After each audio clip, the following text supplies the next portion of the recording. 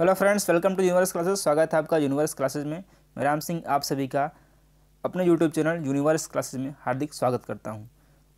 हम लोग डिस्कस कर रहे हैं यूपी टेट के लिए संभावित प्रश्न श्रृंखला, जो कि हमारा हिंदी का मॉक टेस्ट नंबर 2 है। इससे पहले हमने मॉक टेस्ट 1 डिस्कस किया है और ईवीएस का मॉक टेस्ट 1 डिस्कस किया है। यदि आपने उसको नहीं दिखाया तो डिस्क्रिप्शन में प्लेलिस्ट मिल जाएगा, वहाँ से आप इसको देख सकते हैं। बात करेंगे 5 दिनों में आप तैयारी को अपनी अच्छे से अच्छा और बेहतर कैसे कर सकें। यदि आपकी तैयारी अच्छी है तो कोई बात नहीं। यदि आपको लगता है कि कहीं भी आपकी तैयारी में कसर रह गया है तो आप 2 सब्जेक्ट को स्ट्रांग करें। मान लीजिए आपको हिंदी है या फिर संस्कृत या फिर इंग्लिश है, आप किसी ऐसे 2 सब्जेक्ट को पकड़ें जिसमें आप आसानी से उसको पढ़ सकते हैं। तो उसमें हमें जहाँ तक लगता है हिंदी और संस्कृत ऐसा है जो कि आपको हाईएस्ट स्कोर दे सकता है। और हिंदी तो बेस्ट है, आप 25+ आसानी से ला सकते हैं, और संस्कृत में भी ऐसा ही है। तो आप जो है 2 सब्जेक्ट को लीड करें। बाकी 3 में आप यदि आप एवरेज रहते हैं फिर भी आप 90+ आसानी से टेट में ला सकते हैं और टेट को क्वालिफाई कर सकते हैं। चलिए, इस तरह से हमने भी टेट पास किया 2 बार में, 2 बार हमने ऐसे ही टेट को पास किया था। पहली बार में ऐसे किया था, दूसरे बार में ऐसे किया था। चलिए शुरुआत करते हैं आज के सेशन की। शुद्ध वर्तनी का चयन करना है। इसमें अस्पृश्यता है, ये है या फिर क्या है। तो सबसे जो शुद्ध शब्द है वो अस्पृश्यता। कौन सा है? अस्पृश्यता, यानी कि ऑप्शन नंबर बी बिल्कुल राइट आंसर है। सॉरी, बी नहीं होगा, सी होगा।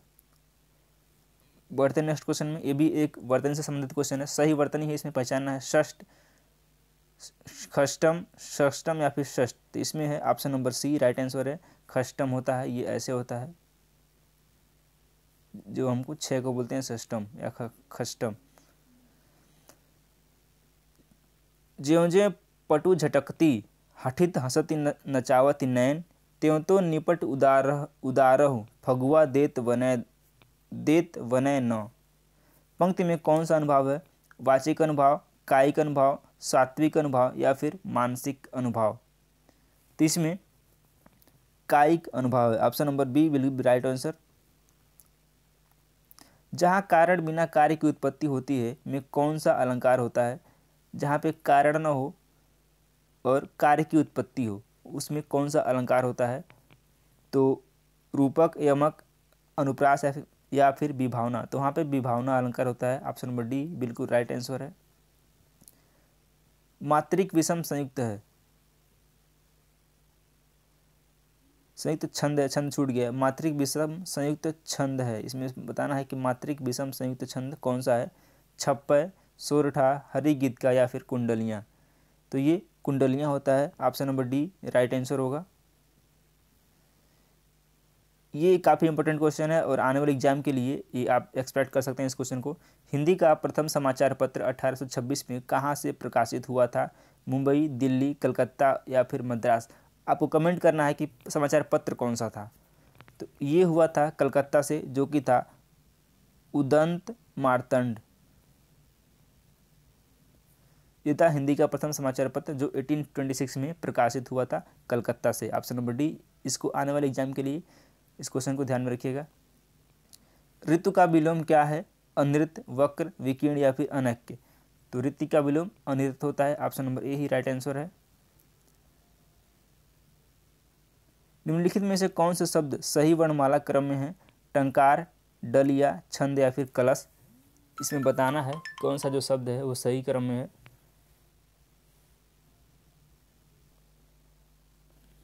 निम्नलिखित में से कौन से शब्द सही वर्णमाला क्रम में लिखे गए हैं बताना है। टंकार, डलिया, छंद, कलश या फिर डलिया, टंकार, छंद, कलश, फिर कलश, छंद, टंकार, डलिया। इसमें बताना है। सबसे पहले क्या आता है? सबसे पहले इस शब्द का पहला वर्ड हम लेते हैं। सबसे पहले क आएगा, क के बाद क, ख, ग, घ। क के बाद क्या आएगा हमारा? क के बाद आएगा छ, छ के बाद आता है ट और ट के बाद आता है ड, यानी कि क जिसमें है पहले, फिर छ, ट, ड। कलश, छंद, टंकार, डलिया। ऑप्शन नंबर डी बिल्कुल राइट आंसर है। अनुनासिक स्वर है और अनुस्वार। अनुनासिक स्वर है तो अनुस्वार क्या है ये भी बताना है। व्यंजन, स्वर, उपयुक्त दोनों या फिर उपयुक्त में से कोई नहीं। तो अनुनासिक अनुस्वार जो है मूल रूप से स्वर और व्यंजन दोनों है, इसलिए option number C right answer है। छ ध्वनि किसके अंतर्गत आती है? कौन सा वर्ण? संयुक्त वर्ण, तालव्य, घोष वर्ण या फिर मूल स्वर। तो छ जो है संयुक्त वर्ण के अंतर्गत आता है? Option number A right answer होगा। निम्नलिखित में से एक शब्द अनेकार्थी नहीं है? पुस्तक, दंड, मुद्रा या फिर पत्र। तो दंड भी अनेक अर्थ में होता है, मुद्रा भी, पत्र भी, लेकिन पुस्तक का सिर्फ एक ही अर्थ होता है, बुक या फिर किताब। शोकाकुल में समास है, शोकाकुल में समास बताना है, कौन सा समास है? बहुब्रीहि समास, कर्मधारय समास, द्वंद्व समास या फिर तत्पुरुष समास। शोक से आकुल, इसका मतलब हो जाएगा शोक से आकुल। शोक से आकुल का मतलब होता है शोकाकुल। तो इसमें क्या है? शोक से आकुल, शोक से आकुल से आ रहा है, यानी कि इसमें कर्मधारय समास। ऑप्शन नंबर बी बिल्कुल राइट आंसर होगा। यह नई साड़ी है, वाक्य में नई शब्द क्या है? नई शब्द बताना है, इसमें क्या है? विशेषण, क्रिया विशेषण, क्रिया या फिर सर्वनाम। तो जब किसी चीज़ की कोई विशेषता हो, नई, पुरानी, काली, सफ़ेद, तो वो क्या होता है? विशेषण होता है। इसलिए option number A right answer होगा, विशेषण। दिक्भ्रम उदाहरण है, इसमें बताना है कि दिक्भ्रम किसका उदाहरण है? इसका अर्थ होगा दिक् प्लस भ्रम। इसको अलग करेंगे तो ये कौन? विसर्ग संधि है, व्यंजन संधि है, अयादि स्वर संधि या फिर गुण स्वर संधि। तो ये व्यंजन संधि का एक उदाहरण है। Option number B will be right answer. भिक्षुक शब्द में प्रत्यय है, भिक्षुक शब्द में प्रत्यय बताना है, अ है, उ है, अक है या फिर उक है। तो भिक्षुक प्रत्यय क्या होता है? जो लास्ट में लगता है शब्द के, और उपसर्ग क्या होता है? जो शब्द के पहले लगता है। तो भिक्षुक बोलने पे उक आ रहा है, तो यानी कि उक प्रत्यय हो जाएगा। Option number D will be right answer. Mahavir Prasad Dwivedi ने आदिकाल को संज्ञा दी है, किसकी संज्ञा दी है? आदिकाल, वीरकाल, चरणकाल या फिर बीजोपन काल। तो इन्होंने दिया है बीजोपन काल, यानी कि option number D right answer होगा। और आदिकाल जो दिया है हजारी प्रसाद ने दिया है।